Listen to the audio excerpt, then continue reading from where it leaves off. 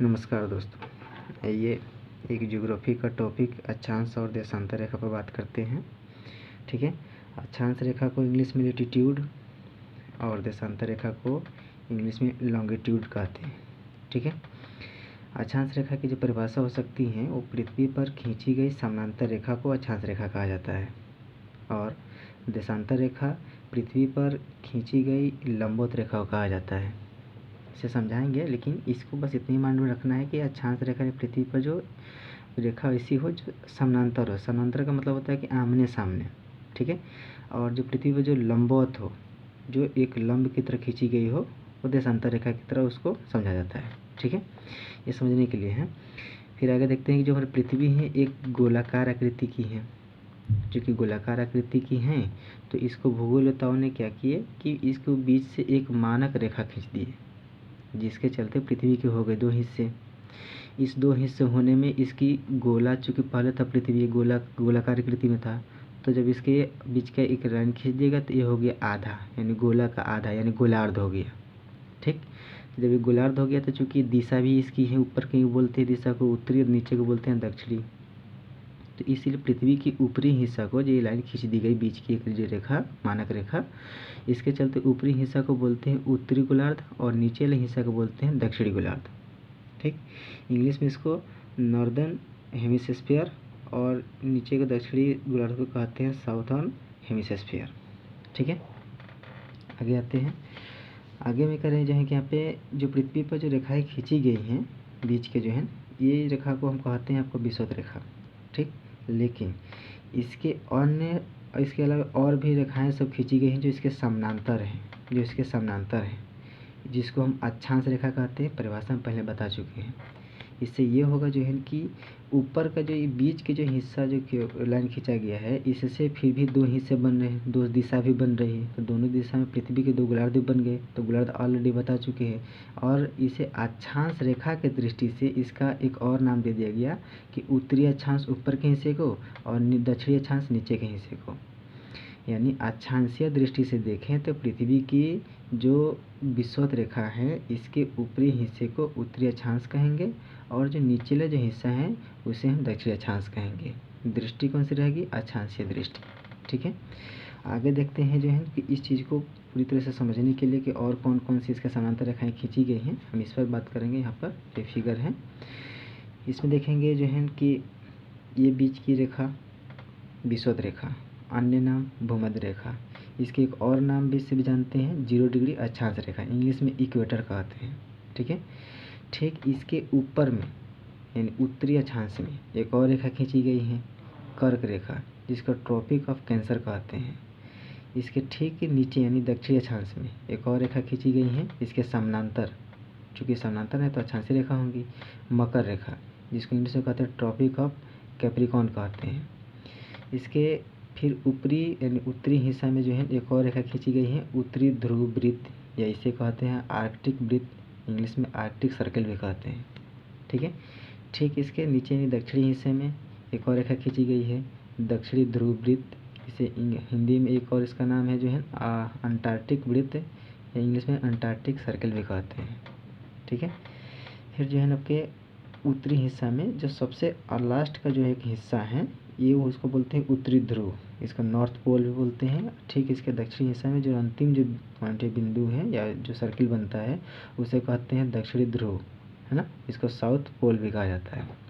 इसको इसलिए बता रहे हैं जो है कि जो पृथ्वी थी एक गोलाकार थी, और इस पर जगहों को सुनिश्चित करने के लिए ये रेखा को मान करके इसे खींचा गया, ताकि जो पृथ्वी पर जो भी कोई जगह है उसे सुनिश्चित किया जा सके कि हाँ भाई पृथ्वी के इस क्षेत्र में, चाहे इस एरिया में, चाहे इस दिशा में कोई जगह है, कोई क्षेत्र है क्या, कोई देश है जो है, उसको सुनिश्चित यानी स्थान को सुनिश्चित करने के लिए ये आपकी अक्षांश रेखा खींची गई। इसको और सुनिश्चित करने के लिए देशांतर रेखा भी खींची गई, जिसको मतलब एक प्रकार से जो जगह है बिल्कुल निश्चित हो गया कि हाँ भाई पृथ्वी पर यहीं पर वो हैं। ठीक है, उसका आगे बात करेंगे। ये जो है आपका जो है एक और गोलाकार आकृति बनाए हुए हैं, और इसको बीच में एक लंबा सा एक लाइन खींचे हुए हैं। यही लंबवत इसको कहते हैं, लंबवत रेखा। पृथ्वी पर समझो एक जो है कि एक गोलाकार एक पृथ्वी है और इस पर जो लाइन खींची गई एक लंबवत लाइन है।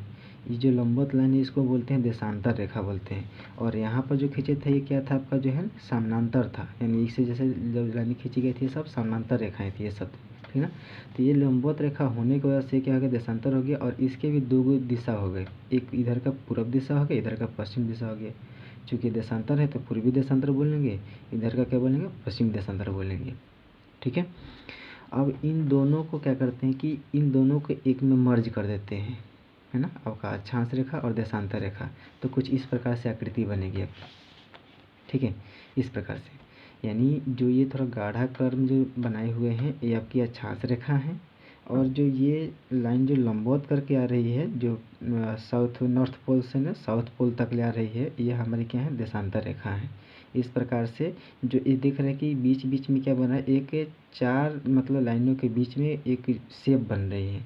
ये चीज़ें क्या करती, किसी भी जगह को निश्चित करने में यहाँ पे सहायता प्रदान करती हैं। आपकी मतलब अक्षांश रेखा और देशांतर रेखाएं जब ये दोनों जो हैं मिलती हैं, है ना, या इसी के दोनों के सहायता से ही किसी जगह को सुनिश्चित किया जाता है पृथ्वी पर, ठीक है। चलिए अब हम बात करेंगे मानक समय रेखा की, ठीक है। तो मानक समय रेखा को ये भूगोलवेत्ताओं ने माना जो है कि आपके लंदन में एक जगह का नाम है ग्रीनविच जगह, ठीक है। वहाँ पर जो है उसको जगह को 0 डिग्री लो मान ली कि पृथ्वी के क्या है बीचों बीच का हिस्सा होगा जो है किसके दृष्टि से, ये आपकी देशांतर दृष्टि से होगा, अक्षांशीय से नहीं है, देशांतरीय से नहीं। और इस जगह से पूरी दुनिया में मतलब टाइम को काउंटिंग की जाती है, ठीक है। और यहाँ से चूँकि हम अपनी इंडिया की बात करेंगे तो हमने यहाँ पर एक आपका साउथ अफ्रीका जो सॉरी अफ्रीका महादेश को बनाए हुए हैं, ये हमारे एशिया महादेश है, ठीक है। एशिया और यूरोप इधर में आता है सब, ठीक है ना। तो इसमें यूरोप और एशिया है, तो यहाँ पर देखते हैं जो कि हमारे यहाँ भारत है ना, जो एशिया के आपके क्या हैं दक्षिण और पूर्व में स्थित हैं, ठीक है। तो हम देखते हैं कि जो 0 डिग्री यहाँ पर रखा गया है लंदन में, ये हमारा ग्रीनविच मानक समय रेखा कहा जाता है यहाँ पर। और इनके और अपने इंडिया के जो मानक समय रेखा है 82.5 डिग्री है। इन दोनों के बीच की जो डिस्टेंस है ना 82.5 डिग्री है, लेकिन टाइम का इसमें अंतर होता है 5.5 घंटा की। मिनट में देखा तो 330 मिनट होता है, और 5.5 घंटा कैसे होता है इसको हम आगे बात करेंगे। तो हम इसमें ये कहना चाहते हैं कि अगर कहीं इंग्लैंड में अपना जो टाइम मानते हैं कहीं सुबह का 2 बज रहा है, तो अपने इंडिया में जो है 7:30 बजेगा, यानी इंग्लैंड से हमारा भारत का समय 5.5 घंटा आगे चलता है कभी भी, ठीक है। अगर इंग्लैंड में, फिर से रिपीट करता हूँ कि इंग्लैंड में अगर 2 बजे का सुबह का टाइम है तो भारत में सुबह का 7:30 बजे का टाइम यहाँ पर दिखाएगा। क्योंकि इसका अंतर ये है कि जो 0 डिग्री देशांतर रेखा जो इंग्लैंड में है उससे हमारी भारत की मानक समय रेखा जो है 82.5 डिग्री आगे हैं। इसका मतलब ये होगा कि इसमें हमारा टाइमिंग का जो अंतर होगा 5.5 घंटा का होगा। इसको समझने के लिए हम आगे बात करेंगे। एक थोड़ा सा जानकारी यहाँ पर दे देता हूँ कि ये कि जो ये रेखा जो डॉट डॉट करके दिए हुए हैं ये हमारी कौन सी हैं, 0 डिग्री दिखाए हुए हैं, ये अक्षांश रेखा है, लिख भी देते हैं अक्षांश रेखा, ये अक्षांश रेखा है, ठीक है। 0 डिग्री अक्षांश रेखा जो पहले ऑलरेडी वहाँ बता चुके हैं यहाँ पर कि 0 डिग्री अक्षांश रेखा यानी कौन सा, विषुवत रेखा या भूमध्य रेखा को कहते हैं। ये रेखा को डॉट डॉट करके दिखाए हुए हैं, ये हमारी है इंडिया यानी भारत हमारी है यहाँ पर। और भारत की यहाँ से एक और लाइन खींचे हुए हैं, इसको जो दिखाए हुए 82.5 डिग्री यहाँ पर पूर्वी देशांतर है, पूर्वी देशांतर। चूँकि पूर्वी देशांतर पश्चिमी देशांतर समझना बहुत ही ज़रूरी इसलिए है क्योंकि ये जो हमारी दिखाए हुए हैं देशांतरीय जो मतलब भाग दिखाए हुए हैं, हमारी जो भारत है वो पूरब दिशा में है, देशांतरीय दृष्टि से पूरब दिशा में है। और अक्षांशीय दृष्टि से देखें तो हमारी उत्तरी अक्षांश में है, जो हम आगे बात करेंगे जब हम इंडिया की इस पर अपने पृथ्वी पर इसको मतलब खोज करके इसको दिखाएंगे मैप के माध्यम से, तब बताएंगे वहाँ पर। अभी यहाँ पे बस अक्षांशीय और देशांतरीय दोनों एक कंसेप्ट लेना है कि अक्षांश और देशांतर क्या होती हैं। तो यहाँ पे ध्यान रखना है जो कि पूर्वी देशांतर में है हमारा इंडिया जो है, और इसीलिए पूर्वी देशांतर यहाँ पर हम लिख रखे हैं कि हमारी जो भारत की जो मानक समय रेखा है 82.5 डिग्री पूर्वी देशांतर में है, और ये 0 डिग्री है। यहीं से पूरी दुनिया की होती है टाइम काउंटिंग होती है, और ये कहाँ पर है, इंग्लैंड में है, जो आगे दिखाए हैं। और एक बात देखते हैं कि ये जो हमारा एशिया है, एशिया के बगल में कौन सा है, प्रशांत महासागर है, और भारत के जो नीचे है उसको कौन सा है आपका जो है हिंद महासागर है, यहाँ पर अटलांटिक महासागर है। ये कुछ मैप का जो चीज़ है उसको जो यहाँ पर दिखा रखे हैं। ठीक है, आगे बात करते हैं। तो यहाँ पर हम दिखाए हैं जो है कि 1 डिग्री अक्षांश रेखा का जो किलोमीटर में वैल्यू होता है 1 से 11 किलोमीटर होता है। ठीक है, और 1 डिग्री देशांतर रेखा की जो समय में जो वैल्यू होती है 4 मिनट होती है। तो चूँकि 1 डिग्री देशांतर रेखा का जो वैल्यू है 4 मिनट है, तो 15 डिग्री देशांतर रेखा की जो है वैल्यू कितना हो जाएगा, 60 मिनट, यानी 1 घंटा हो जाएगा। इसको हम आगे इसका यूज करके दिखाते हैं, मतलब इसका क्या इसका मतलब यूज होने वाला है। अब यहाँ पे लिखे हैं GMT, ये शॉर्ट नेम है, फुल फॉर्म है ग्रीनविच मीन टाइम। हिंदी में इसको कहते हैं ग्रीनविच मानक समय। इसका वैल्यू है 0 डिग्री, जो ऑलरेडी पहले हम बता चुके हैं, पृथ्वी पर दिखाए भी हैं। ठीक है जी। इसको अब यहाँ पे कह रहे हैं कि ग्रीनविच मानक समय रेखा लंदन में ग्रीनविच नामक स्थान पर रॉयल वेधशाला एक जगह का नाम है ना, वहाँ से गुजरती हैं, या वहाँ से इसको स्थापित किया गया, वहाँ से इसका काउंटिंग की जाती है। इसे 0 डिग्री देशांतर रेखा भी कहते हैं। ठीक है, इसे क्या कहते हैं, 0 डिग्री देशांतर रेखा भी कहते हैं। ठीक है, अब इसको फिर आते हैं अपने इंडिया पर। IST यानी इंडियन स्टैंडर्ड टाइम, भारतीय मानक समय, यानी ये जो है इसका वैल्यू जो है 82.5 डिग्री पूर्वी देशांतर, जो पहले बता चुके हैं कि पूर्वी देशांतर में क्यों इसको रखते हैं, क्योंकि हमारे भारत भी क्या पड़ते हैं, देशांतरी दृष्टि से पूर्वी हिस्सा में पड़ता है। ठीक है, अब आते हैं कि भारतीय मानक समय रेखा उत्तर प्रदेश के इलाहाबाद, अब इसका नाम बदल कर क्या हो गया, प्रयागराज हो गया है, कि नैनी से लिया गया है। यानी नैनी जगह इलाहाबाद में है, प्रयागराज में है, वहीं से हमारी भारत की जो है मानक समय रेखा वहाँ से काउंट की जाती है, वहीं पे इसको स्थापित की गई है ना।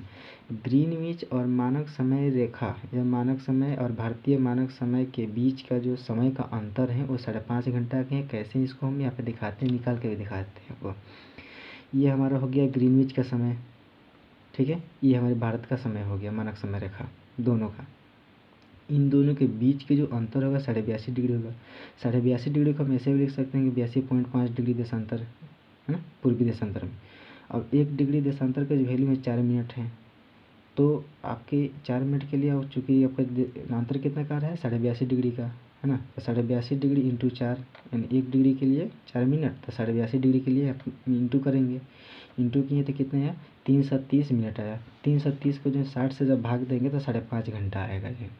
ठीक है, यहाँ पे ये हो गया जो कि हमारे भारत और इंग्लैंड की जो ग्रीनविच समय मानक जगह है उससे जो है हमारी भारत की जो समय कितना आगे है, जो है 5.5 घंटा आगे है, जो यहाँ पर हमने क्या किया इसको जो है शो करके दिखा दिया इसको। ठीक है ना, आशा करता हूँ कि ये आपके वीडियो आपके लिए हेल्पफुल होगा, आपको समझ में आया हो कि अक्षांशीय और देशांतरीय रेखा क्या है, किस प्रकार से समय का काउंटिंग किया जाता है।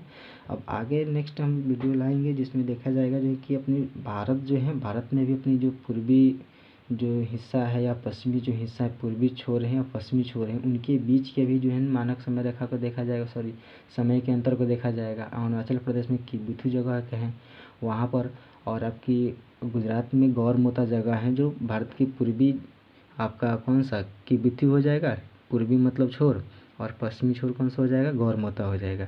इन दोनों के बीच के जो है समय का अंतर भी होता है, जो है उसको किस प्रकार से निकालेंगे उसको नेक्स्ट वीडियो में देखेंगे, जब भारत पर जब हम चर्चा करेंगे। तो चलिए आज के लिए इतना ही, धन्यवाद।